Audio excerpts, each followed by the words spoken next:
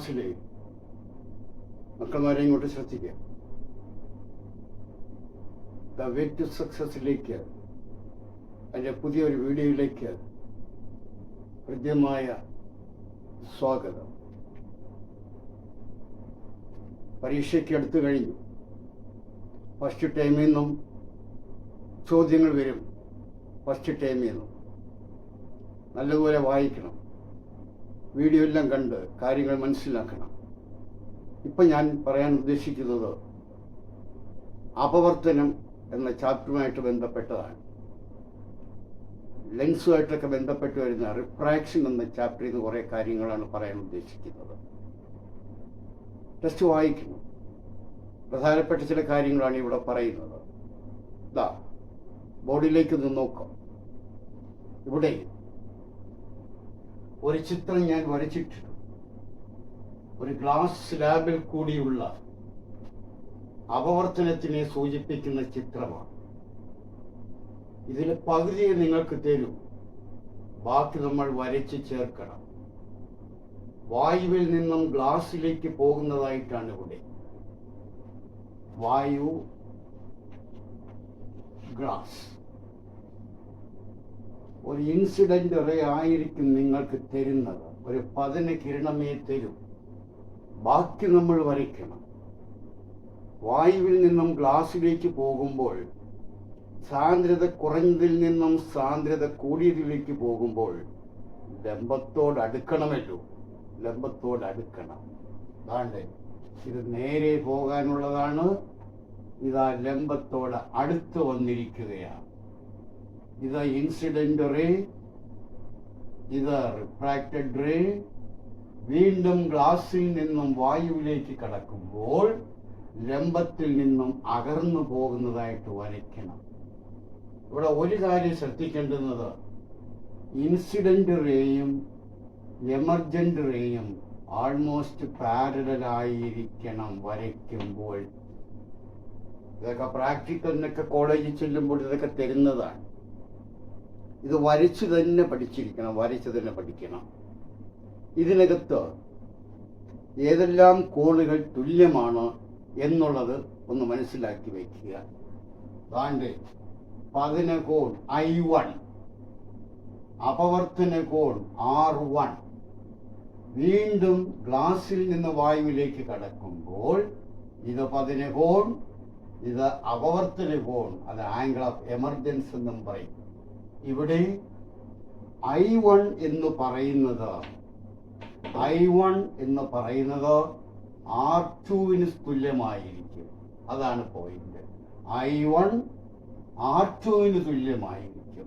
എങ്കിൽ പിന്നെ R1 I2-ന് സമമായിരിക്കും. ഇതൊന്ന് മനസ്സിലാക്കി വയ്ക്കണം. പകുതി തരും, ബാക്കി നമ്മൾ വരച്ച് ചേർക്കാനാണ് പറയുന്നത്. ഇവിടെ ഒരു മാധ്യമത്തിൽ നിന്ന് മറ്റൊരു മാധ്യമത്തിലേക്ക് പ്രകാശം ചരിഞ്ഞ് സഞ്ചരിക്കുമ്പോൾ അതിൻ്റെ ദിശയ്ക്കുണ്ടാകുന്ന മാറ്റമാണ് അപവർത്തനം. ദിശയ്ക്കുണ്ടാകുന്ന മാറ്റമാണ് അപവർത്തനം. ഇവിടെ ശ്രദ്ധിക്കുക. വായുവിൽ നിന്നും ജലത്തിലേക്ക് കടക്കുന്നു. ഇത് ഇൻസിഡന്റ് റേ, ഇത് റിഫ്രാക്റ്റഡ് റേ. ലംബത്തോടടുക്കുകയാണ്. ഇത് പതന കോൺ, ഇത് അപവർത്തന കോൺ. Angle of incidence, angle of refraction. Suppose I ഒരു 20 ഡിഗ്രി ആണെന്ന് സങ്കല്പിക്കുക, R ഒരു 15 ഡിഗ്രി ആണെന്ന് സങ്കല്പിക്കുക.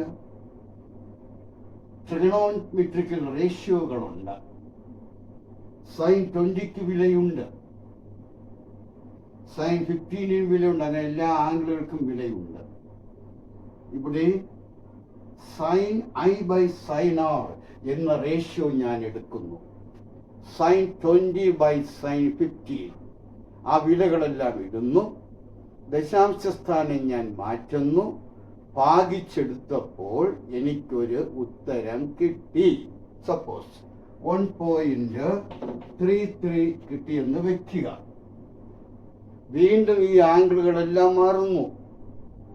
അന്നേരവും ഞാൻ sin i by sin r എന്ന ഒരു റേഷ്യോ എടുത്ത് ദശാംശ സ്ഥാനങ്ങളൊക്കെ മാറ്റി ഭാഗിച്ചെടുത്തു. അപ്പോൾ എനിക്കൊരു വില കിട്ടി 1.33 എന്ന് പറയുമ്പോൾ ഒരു മാധ്യമത്തിൽ നിന്നും മറ്റൊരു മാധ്യമത്തിലേക്ക് പ്രകാശം സഞ്ചരിക്കുമ്പോൾ, ചരിഞ്ഞ് സഞ്ചരിക്കുമ്പോൾ ഈ രണ്ട് മാധ്യമങ്ങളെ സംബന്ധിച്ച് sin i by sin r എന്ന ആ ഒരു റേഷ്യോ ഒരു കോൺസ്റ്റന്റ് ആയിരിക്കും. ഇതാണ് സ്നെൽസ് നിയമം. കാണാതെ പഠിക്കണം. സ്നെൽസ് നിയമം കാണാതെ പഠിക്കണം. sin i by sin r ഒരു കോൺസ്റ്റന്റ്, ഒരു സ്ഥിരസംഖ്യയാണ് എന്നുള്ളത് സ്നെൽസ് നിയമം പഠിക്കണം.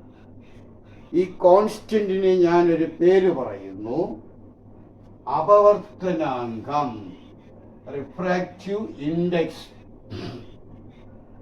അപവർത്തനാങ്കം, റിഫ്രാക്റ്റീവ് ഇൻഡെക്സ് എന്ന് നമ്മൾ പറയും.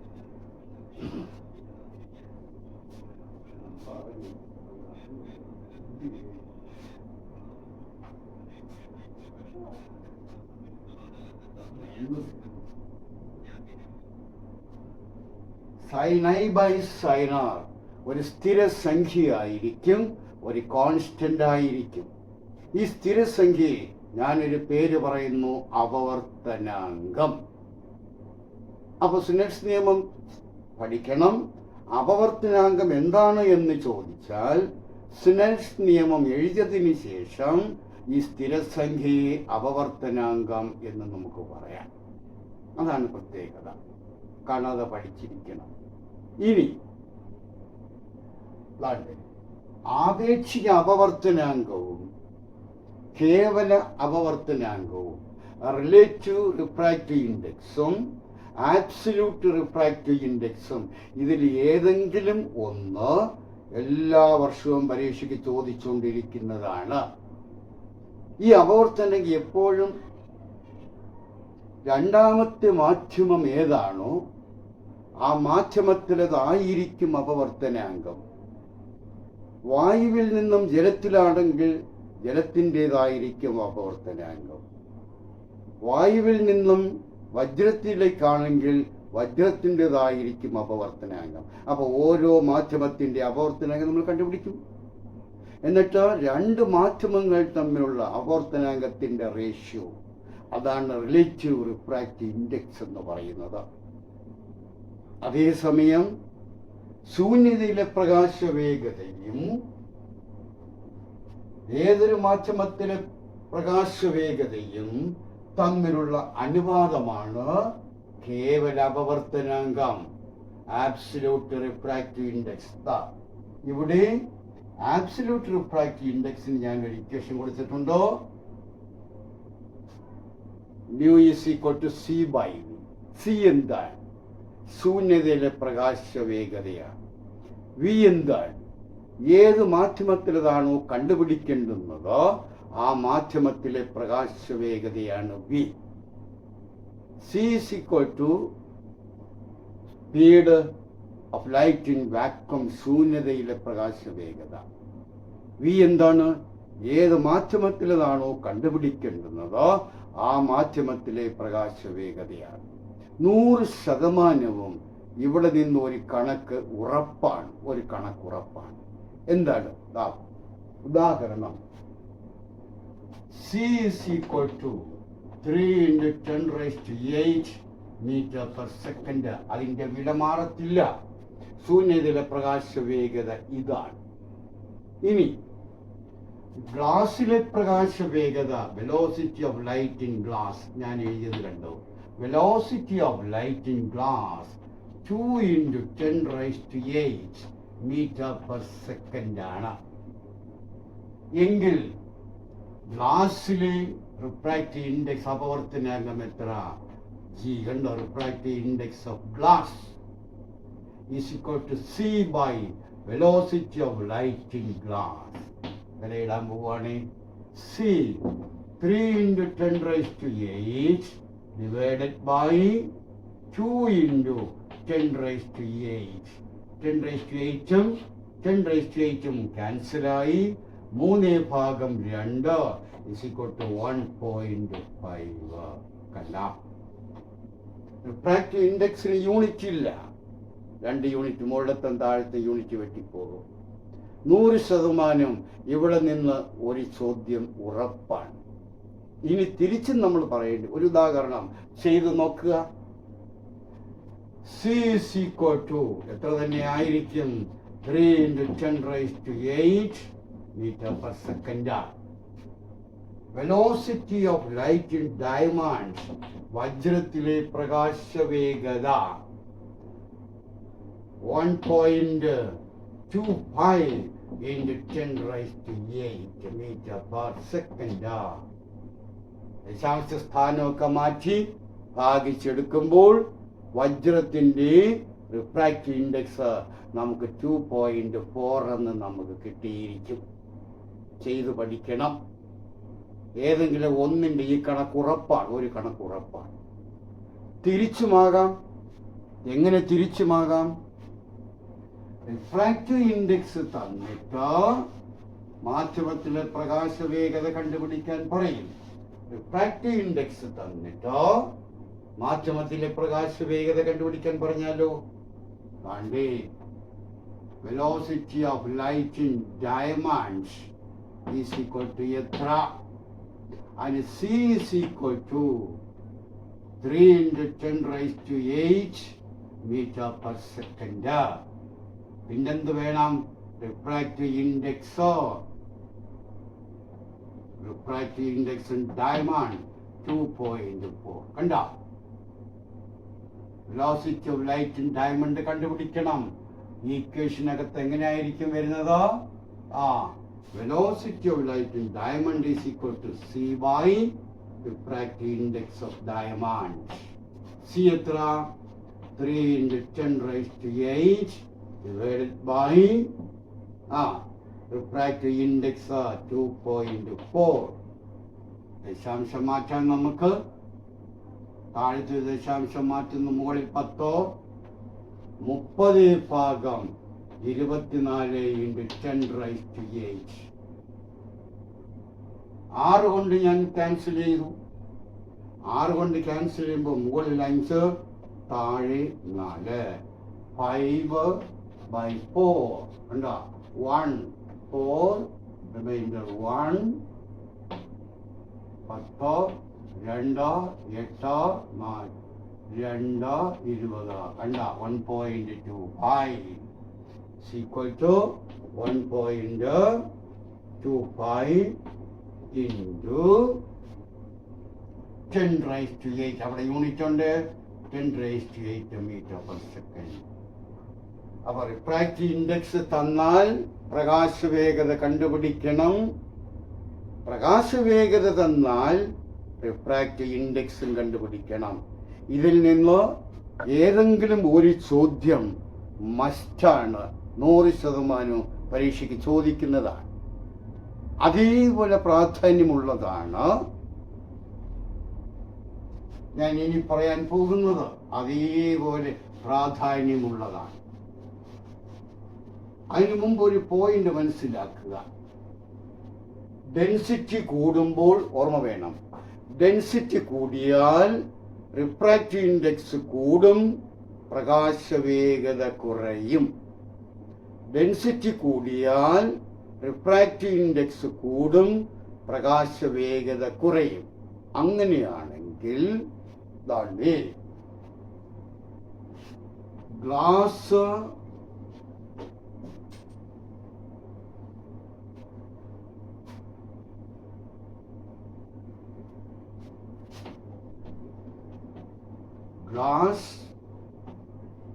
വായു, ജലം, വജ്രം ഇങ്ങനെ തന്നിരിക്കുന്നു. പ്രകാശവേഗതയുടെ അവരോഹണക്രമത്തിൽ എഴുതണം. പ്രകാശവേഗത കൂടി കൂടി കൂടി കൂടി വരുന്ന വിധത്തിൽ എഴുതണം. തിരിച്ചും പറയാം, പ്രകാശവേഗത കുറഞ്ഞു വരുന്ന വിധത്തിൽ എഴുതാം. റിഫ്രാക്റ്റീവ് ഇൻഡെക്സ് കൂടി വരുന്ന വിധത്തിൽ എഴുതാം, റിഫ്രാക്റ്റീവ് ഇൻഡെക്സ് കുറഞ്ഞു വരുന്ന വിധത്തിലും എഴുതാം. ഈ 4 രീതിയിലും ഇത് പഠിച്ചു വെച്ചേക്കണം. ഇപ്പോൾ പ്രകാശവേഗതയുടെ അസെൻഡിങ് ഓർഡർ, ആരോഹണക്രമം, പ്രകാശവേഗതയുടെ ആരോഹണക്രമത്തിൽ എഴുതാൻ പറയുകയാണ്. പ്രകാശവേഗതയുടെ ആരോഹണക്രമത്തിൽ എഴുതുമ്പോൾ പ്രകാശവേഗത കുറഞ്ഞതിൽ നിന്നും മുകളിലേക്ക് കയറി പോകണം. ഇവിടെ സാന്ദ്രത കൂടുമ്പോൾ റിഫ്രാക്റ്റീവ് ഇൻഡെക്സ് കൂടും, പ്രകാശവേഗത കുറയും. അതാണ് പോയിന്റ്. അങ്ങനെയാണെങ്കിൽ ഇവിടെ പ്രകാശവേഗത ഏറ്റവും കുറവ് വജ്രം, കണ്ട, ഡയമണ്ട്. അത് കഴിഞ്ഞാൽ പ്രകാശവേഗത കൂടുതൽ വരുന്നത് ഗ്ലാസിനാണ്. അത് കഴിഞ്ഞാൽ ജലം, ഏറ്റവും കൂടുതൽ വായു. കണ്ട, ഇങ്ങനെ പ്രകാശവേഗതയുടെ അസെൻഡിങ് ഓർഡറിൽ എഴുതിയിരിക്കുന്നു. അല്ലെങ്കിൽ അപവർത്തനാങ്കത്തിന്റെ അവരോഹണക്രമത്തിൽ, ആരോഹണമല്ല, കുറഞ്ഞു കുറഞ്ഞു വരുന്ന വിധത്തിൽ എഴുതാം.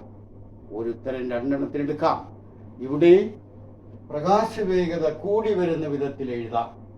ഈ എഴുതിയിരിക്കുന്ന ഉത്തരം തന്നെയാണ് അപവർത്തനാങ്കത്തിന്റെ അവരോഹണക്രമം, descending order of refractive index. ഈ ചോദ്യം 100% തിരിച്ചും മറിച്ചും ഒക്കെ നമ്മൾ പഠിച്ചു വച്ചേക്കണം. ഇവിടെ നിന്നൊരു ചോദ്യം ഉറപ്പാണ്. ഉറപ്പെന്ന് പറഞ്ഞാൽ 99% ഈ ഭാഗത്തുനിന്ന് ഒരു ചോദ്യം ഉറപ്പാണ്.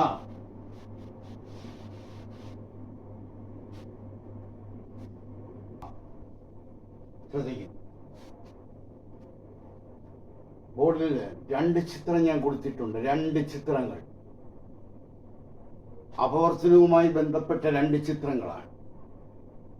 ആ ചിത്രങ്ങൾ നമുക്കൊന്ന് അനലൈസ് ചെയ്ത് നോക്കാം. ദാണ്ടേ, വായുവിൽ നിന്ന് മാധ്യമം 1ലേക്കും മാധ്യമം 2ലേക്കും പ്രകാശം സഞ്ചരിക്കുന്നതായിട്ടാണ് വരച്ചു വച്ചിരിക്കുന്നത്. 2ലും വായുവിൽ നിന്നുമാണ് പ്രകാശം മാധ്യമത്തിലേക്ക് പോകുന്നത്. 2ന്റെയും പതനകോൺ ഒരേപോലെ തന്നെയാണ്, 30 ഡിഗ്രിയാണ്.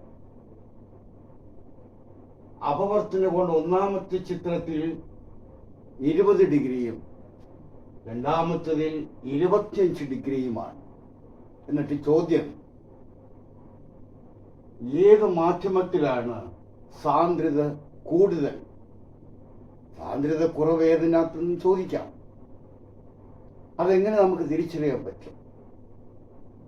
അപവർത്തന കിരണം ലംബത്തോടടുക്കുകയാണ്.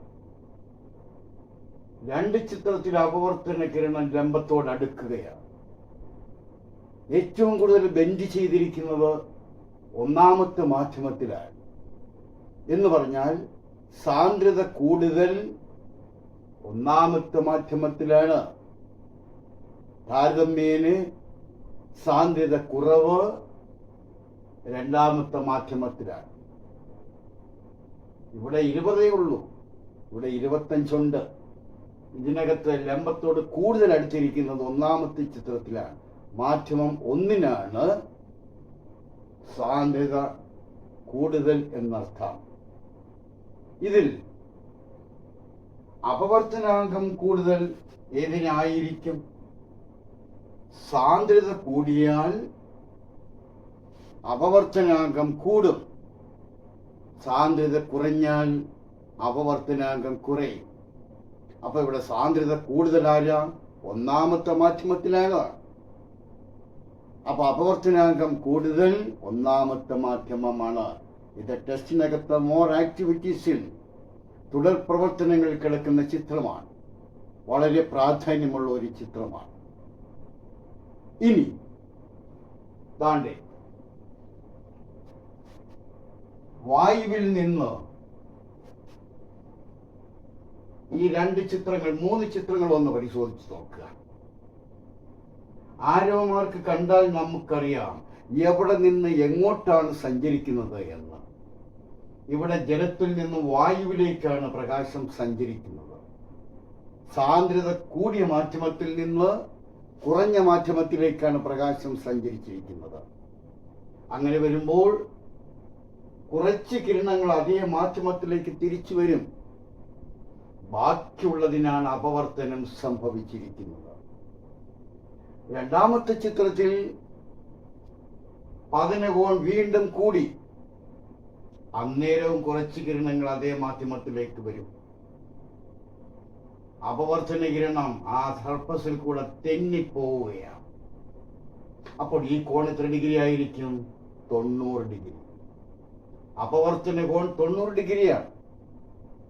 അപവർത്തന കോൺ 90 ഡിഗ്രി ആയിരിക്കുമ്പോൾ അതിനനുസരിച്ച് സാന്ദ്രത കൂടിയ മാധ്യമത്തിലെ പതന കോണിനെയാണ് ക്രിട്ടിക്കൽ കോൺ എന്ന് പറയുന്നത്.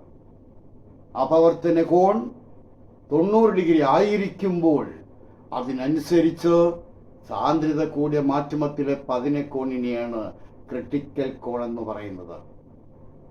It is the angle of incidents in the denser medium by which angle of refraction becomes 90 degree. അതാണ് ഡെഫിനിഷൻ. ഓക്കെ, അടുത്ത ചിത്രത്തിൽ പതനകോൺ വീണ്ടും കൂടി. പതനകോൺ വീണ്ടും കൂടിയപ്പോൾ നമുക്ക് അപവർത്തന കിരണം പൂർണ്ണമായിട്ടും അതേ മാധ്യമത്തിലേക്ക് തിരിച്ചു വരികയാണ്. ഇതാണ് പൂർണ്ണാന്തര പ്രതിപതനം, total internal reflection.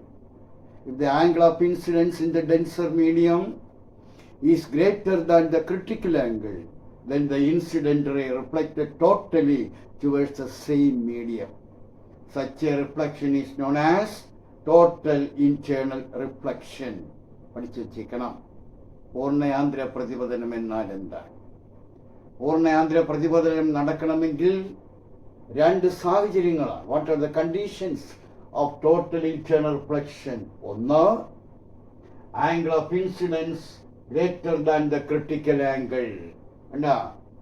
സാന്ദ്രത കൂടിയ മാധ്യമത്തിലെ പതനകോൺ ക്രിട്ടിക്കൽ കോണിനേക്കാൾ കൂടുതലായിരിക്കണം. രണ്ടാമത്തെ condition, light ray must enters from denser medium to rarer medium.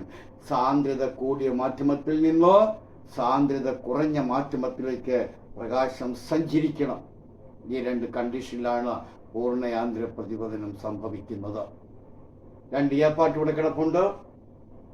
ജലത്തിലെ critical കോൺ 48.6 ഡിഗ്രിയാണ്. അതിനേക്കാൾ കൂടുതലല്ല ഇവിടെ 55 വന്നത്. അതുകൊണ്ടാണ് ഇത് പൂർണ്ണയാന്തര പ്രതിപതനമായിട്ട് മാറുന്നത്. ഗ്ലാസിൻ്റെത് 42 ഡിഗ്രി. ടെസ്റ്റിനകത്ത് ഒരു 5 ചിത്രങ്ങളുണ്ട്. അതിൽ ഏതെല്ലാം ചിത്രങ്ങൾ ക്രിട്ടിക്കൽ ആംഗിളിനെ സൂചിപ്പിക്കുന്നു, ഏതെല്ലാം ചിത്രങ്ങൾ പൂർണ്ണയാന്തര പ്രതിപതനത്തെ സൂചിപ്പിക്കുന്നു എന്ന് നോക്കി മനസ്സിലാക്കി വച്ചേക്കണം. ഏതെല്ലാം ചിത്രങ്ങൾ ക്രിട്ടിക്കൽ കോണിനെ സൂചിപ്പിക്കുന്നു, ഏതെല്ലാം ചിത്രങ്ങൾ പൂർണ്ണാന്തര പ്രതിപതനത്തിനെ സൂചിപ്പിക്കുന്നു, അത് നോക്കി മനസ്സിലാക്കി വയ്ക്കണം. ടെസ്റ്റിനകത്ത് കിടപ്പുണ്ട്. 2, 2, 4, 5 ചിത്രം കിടപ്പുണ്ട്. അപ്പോൾ അപവർത്തന കോൺ 90 ഡിഗ്രി ആകുന്ന സാഹചര്യം ഏതാണെന്ന് ചോദിച്ചാൽ നിങ്ങൾ എന്ത് പറയും? അപവർത്തന കോൺ 90 ഡിഗ്രി ആയിരിക്കുന്ന സാഹചര്യം എന്താണ്? എന്താ സാഹചര്യം? പ്രകാശം എവിടെ നിന്ന് ഇങ്ങോട്ട് സഞ്ചരിക്കണം? സാന്ദ്രത കൂടിയ മാധ്യമത്തിൽ നിന്ന് സാന്ദ്രത കുറഞ്ഞ മാധ്യമത്തിലേക്ക് സഞ്ചരിക്കണം. അതിന് കോൺ ക്രിട്ടിക്കൽ കോണിന് സമമായിരിക്കണം. അന്നേരമാണ് അപവർത്തന കോൺ എത്ര ഡിഗ്രി ആകുന്നത്? 90 ഡിഗ്രി ആകുന്നത്. പല വിധത്തിലും ചോദ്യങ്ങൾ ഇവിടെ വരാം, അതുപോലെ തന്നെ നമുക്ക് പൂർണ്ണയാന്തര പ്രതിപതനം മൂലം പ്രകൃതിയിൽ നടക്കുന്ന 2 പ്രതിഭാസങ്ങൾ നമ്മൾ അറിഞ്ഞിരിക്കണം. ഒന്ന്, മഴവില്ല്. എന്താ? What names 2 natural phenomena that formed in nature due to total internal reflection. ഒന്ന്, റെയിൻബോ, മഴവില്ല്. നമ്മൾ അടുത്ത ചാപ്റ്ററിൽ പഠിക്കും. രണ്ടാമത്തേത് മരീചിക, മിറേജ് എന്ന് ഇംഗ്ലീഷിൽ പറയും. എന്നാൽ ചൂടുള്ള ദിവസങ്ങളിൽ ദൂരേക്ക് നമ്മൾ നോക്കുമ്പോൾ ഒരു ഇല്യൂഷൻ, വാട്ടർ ബീയിങ് പ്രസന്റ്, വെള്ളം ഉണ്ട് എന്നുള്ളൊരു തോന്നലുണ്ടാക്കുന്നതാണ് മരീചിക. ഇത് രണ്ടും പൂർണ്ണാന്തര പ്രതിപതനം മൂലം പ്രകൃതി നടക്കുന്ന 2 പ്രതിഭാസങ്ങളാണ്. ഇത് പ്രയോജനപ്പെടുത്തുന്ന ചില ഉപകരണങ്ങൾ നമ്മൾ അറിഞ്ഞിരിക്കണം.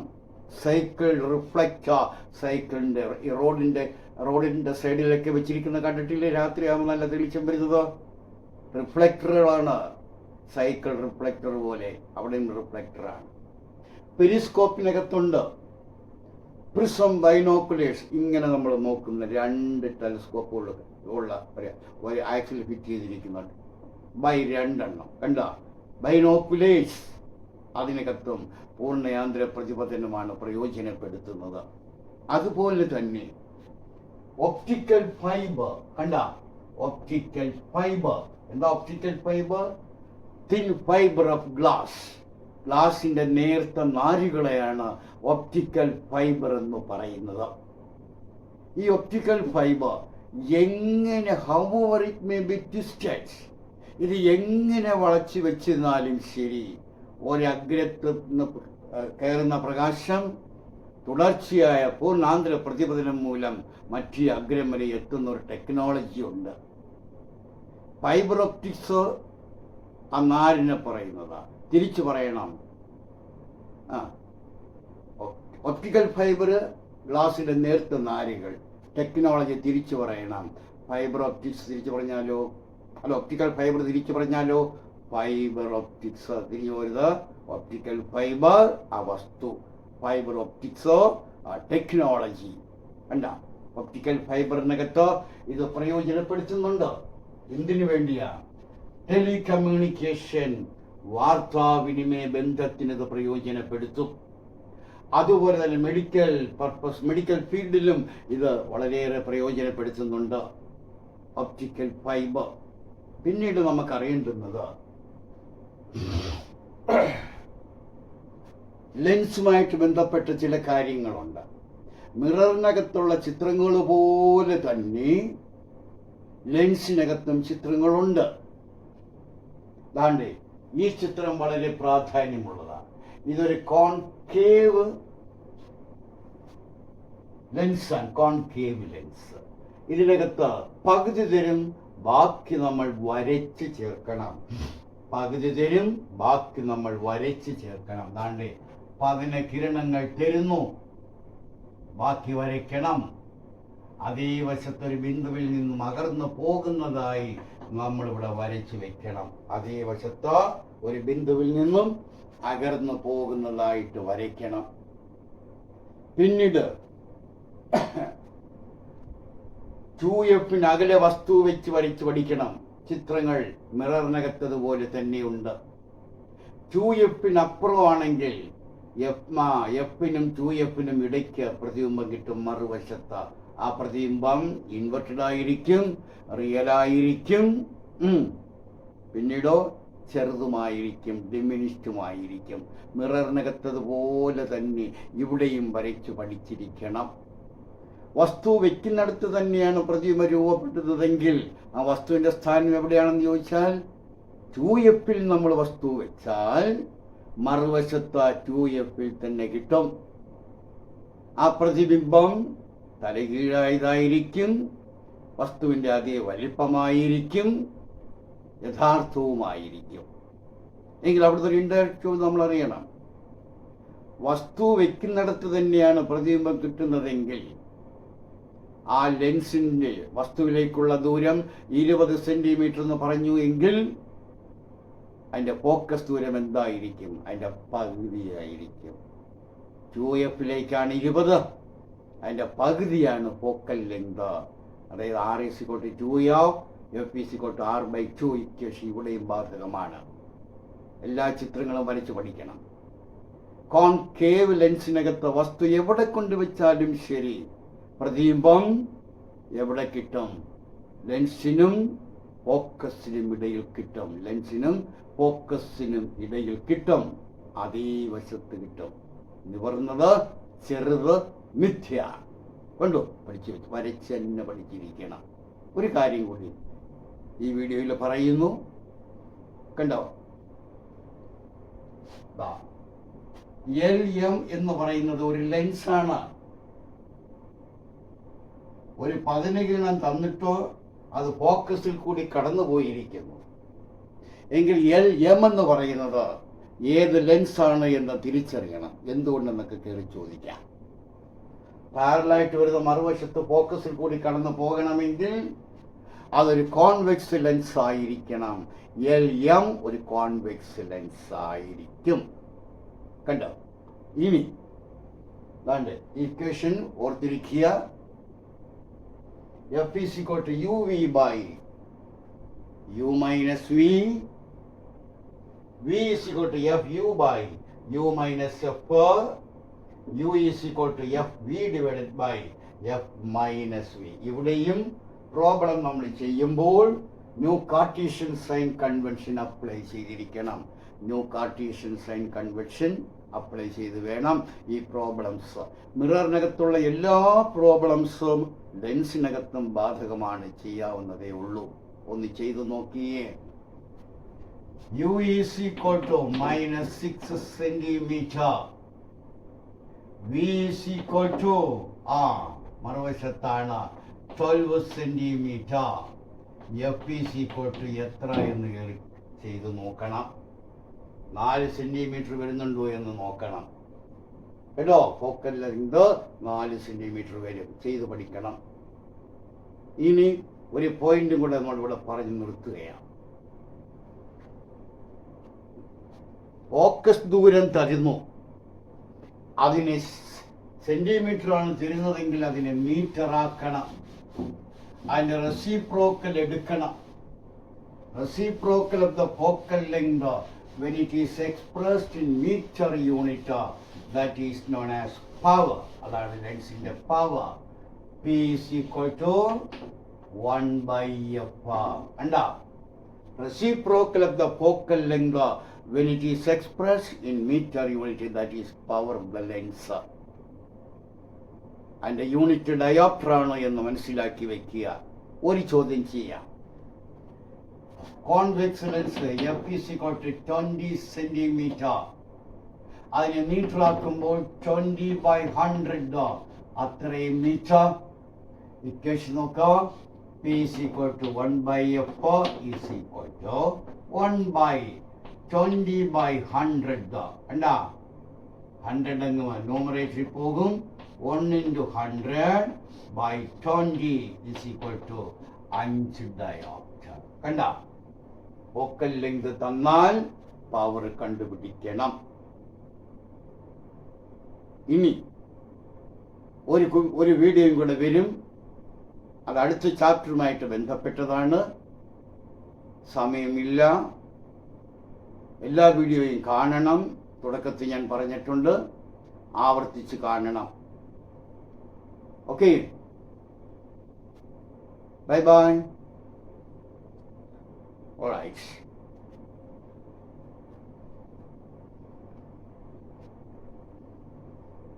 അതുപോലെ തന്നെ സബ്സ്ക്രൈബ് ചെയ്യുന്ന കാര്യം എടുത്തു പറയേണ്ട കാര്യമില്ല. ഷെയർ ചെയ്യേണ്ട കാര്യം എടുത്തു പറയേണ്ട കാര്യമില്ല. ലൈക്ക് ചെയ്യണം. ആദ്യമായിട്ട് കാണുന്നവർ സബ്സ്ക്രൈബ് ചെയ്യണം. വീണ്ടും നമ്മൾ കണ്ടുമുട്ടും. ഓക്കെ.